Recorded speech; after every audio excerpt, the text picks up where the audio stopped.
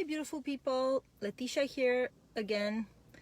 I hope you've all had a good week despite all the craziness that we are going through at the societal level.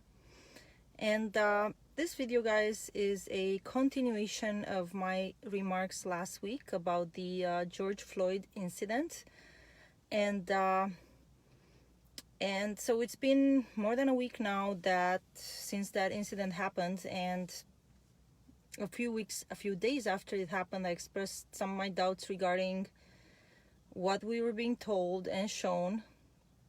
And since then, a lot of information has emerged about a lot of things that don't add up about that incident, such as the fact that the victim and the offending officer had worked together for, it seems, 17 years at a nightclub doing security.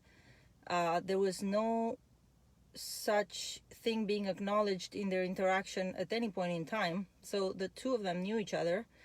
Another thing that doesn't add up about the incident is towards the end when first of all, I've already discussed the fact that, who kills a man in broad daylight on camera, taking his sweet time. Look how long it took for the ambulance to get there in a major city. And the so-called EMTs, emergency services personnel who showed up in the end to pick up the victim. When did you ever see an EMT show up on the scene and not try to check the pulse, not try to revive the person?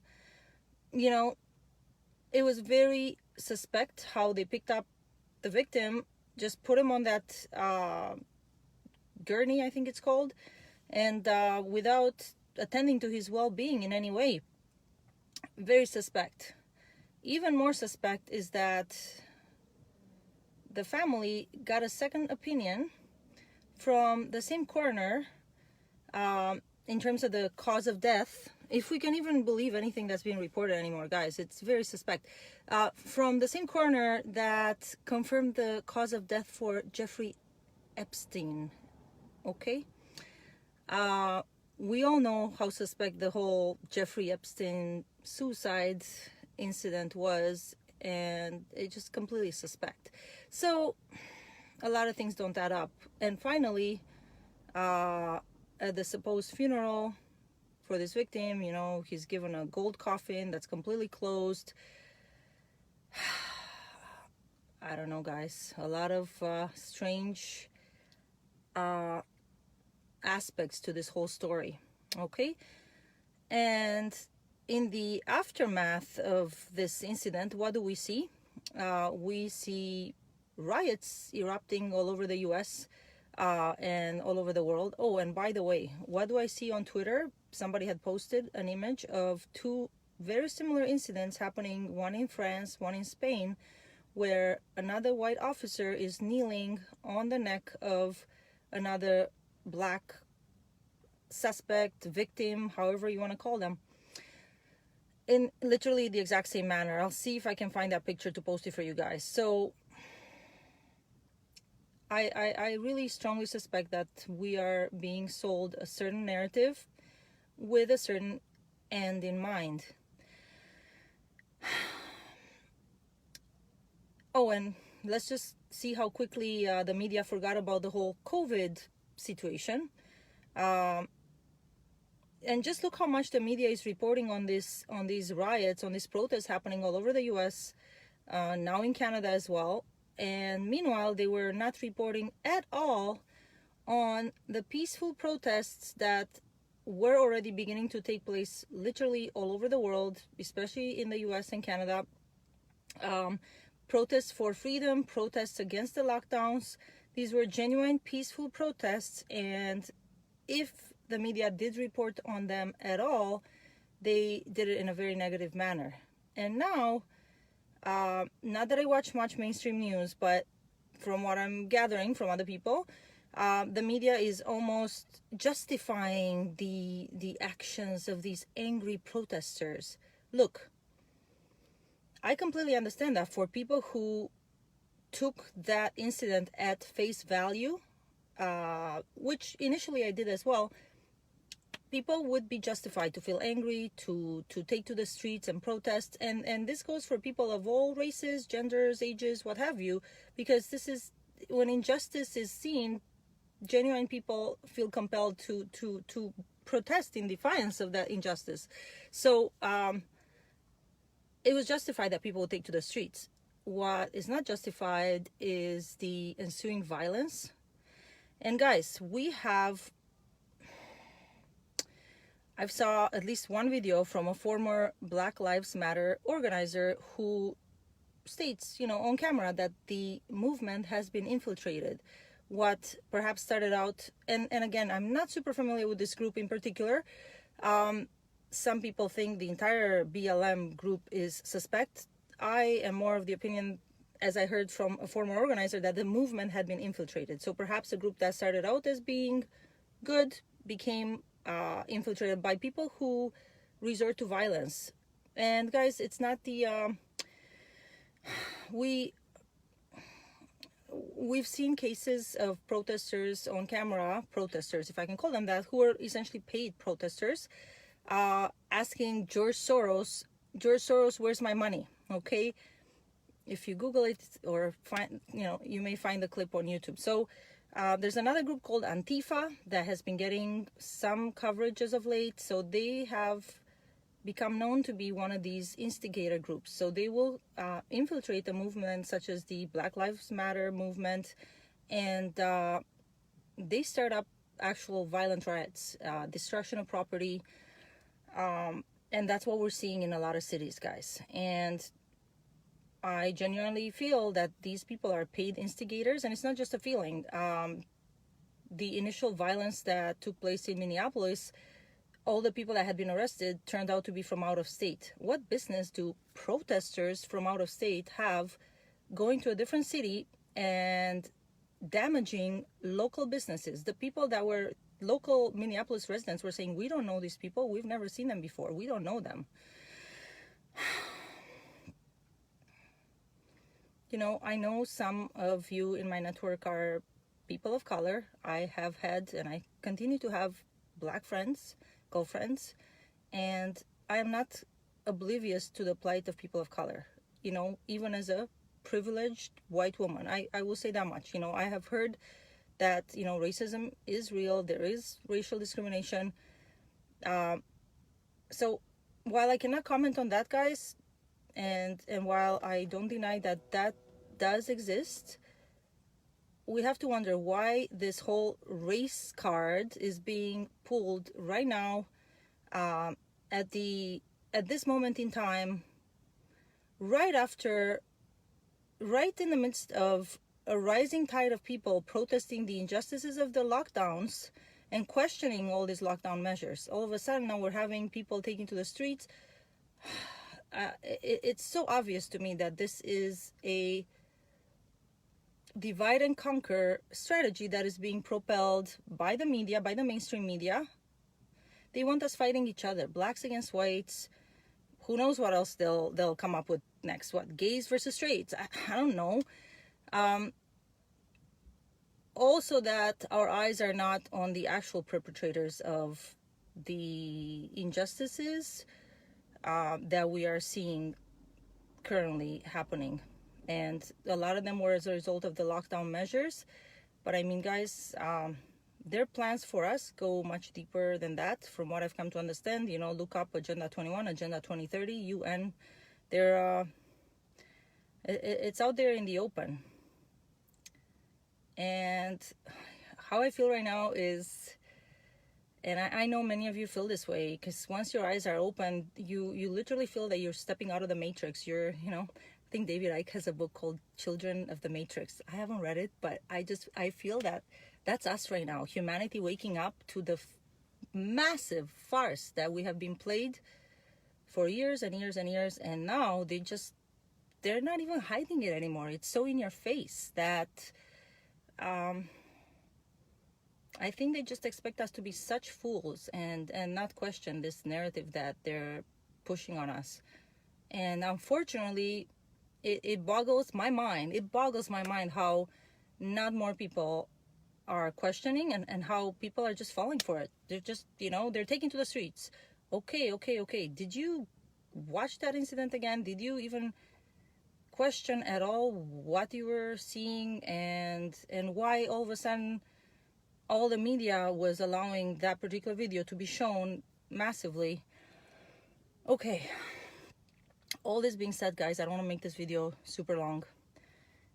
As you all know, for the past 6 weeks now, 5 weeks in my case, 6 weeks, I lost track, I have been attending a pro-freedom rally at Queen's Park in Toronto every Saturday from 12 to 3. I usually get there around 12:31, but I'm there, together with other freedom-loving Canadians that, to begin with, were opposed to these draconian lockdown measures that were simply not justified by the data we were seeing, by the so-called severity of the virus situation, the mortality of it. The data did not justify such severe measures, which are continuing.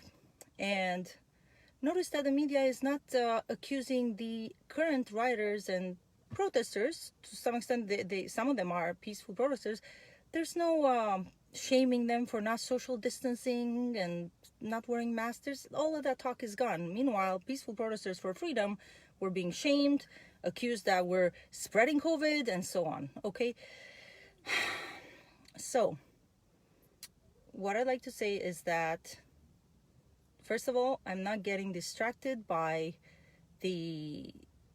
this push that the media is playing on us with trying to divide and conquer. I'm not falling for it, and I know many of you guys are also not falling for it. And those of you, my friends, that have fallen for it and are now getting into arguments about discrimination and race and so on, again, not to discredit or not to take away from the fact that those things do exist in our society to some extent, but I feel that arguing about those things right now at this moment in time, while our freedoms for all of us are being taken away from us to a great extent, is just, it's the wrong thing to do. But you're free to do as you wish. That's just my opinion. I'm one person. This is my opinion. We don't need divide and conquer. What we need right now more than ever as humans, as humanity, is to come together, love one another, really, and take a stand for what is right, and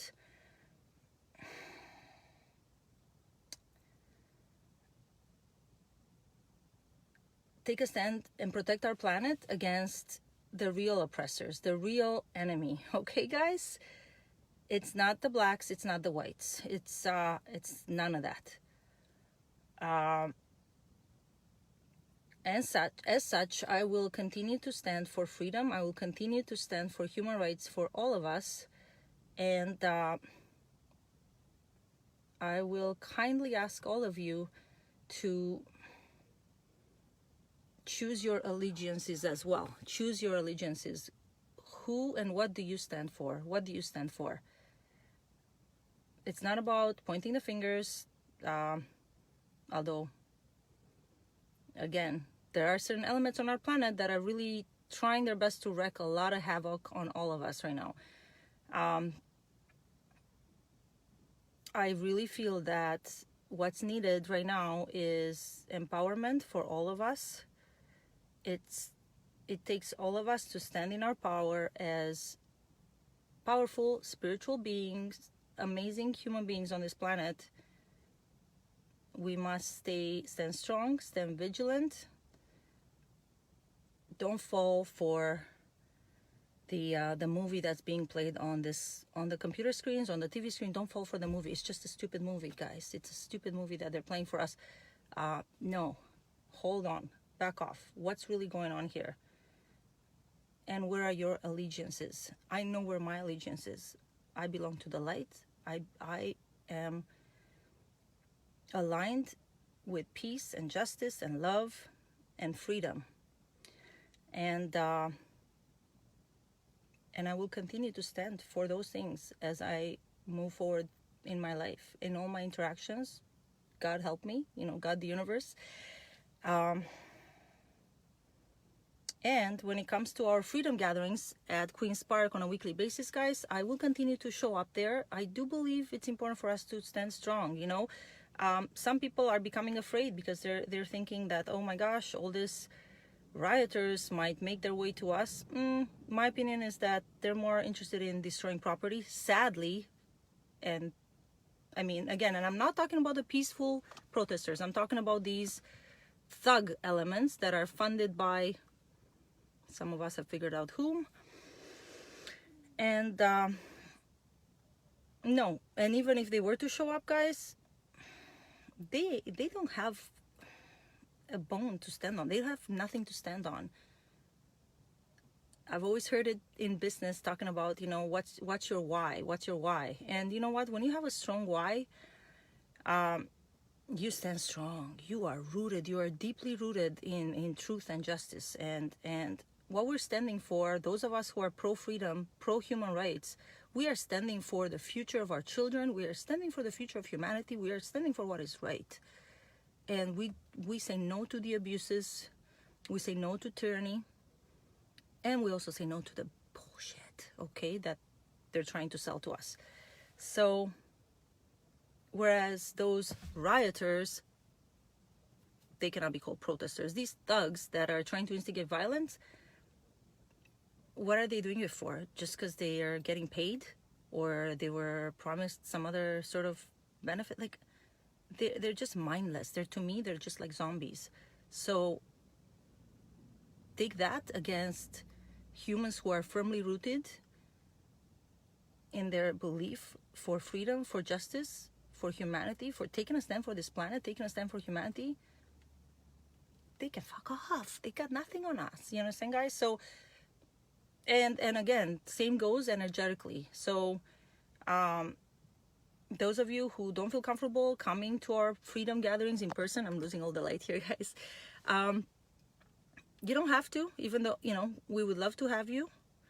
And there's power in numbers, and it's so nice to be around other people that have seen the light and are also awake and standing in their power, taking a stand for humanity and for human rights and for freedom. So again, even if you're not able to join us in person, we'll be there 12 to 3 p.m. tomorrow at Queen's Park. However, and if you're not able to join us, I invite you from my heart to choose your allegiance in your heart. Choose your allegiance, decide what you stand for, and also what you're not going to stand for. Okay? Draw that line in your heart. In Canada, there's this organization that got formed. It's called the Line Canada. And in case some of you are wondering what that's all about, it is about drawing the line. We draw the line. We're not going to stand for this. We're not going to stand for these injustices. We're not going to stand for these abuses of our rights, of our human rights, of our basic human rights and freedoms. So in case you're wondering what that symbol is all about, guys, the Line Canada, these are a group of patriotic, freedom-loving Canadians that have decided, you know what? Hasta ya, as they say in Spanish. Like, enough is enough. We draw the line. Back off. Back off, government. Back off, oppressors. You're dealing with empowered human beings, empowered Canadians, empowered human beings that are not going to take it. We're going to take a stand for what is right and just. And we'll continue to do that. And I know we will continue to do that until justice and love and freedom and humanity prevail on this planet. I don't know how long this will take, guys. We may just be at the beginning of this, whatever this is, battle for Earth.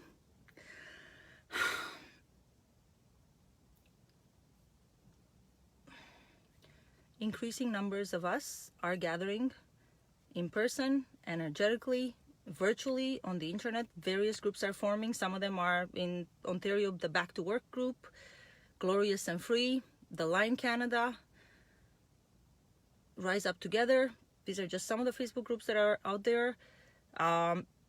Maybe I'm doing the wrong thing by naming them. Hopefully not.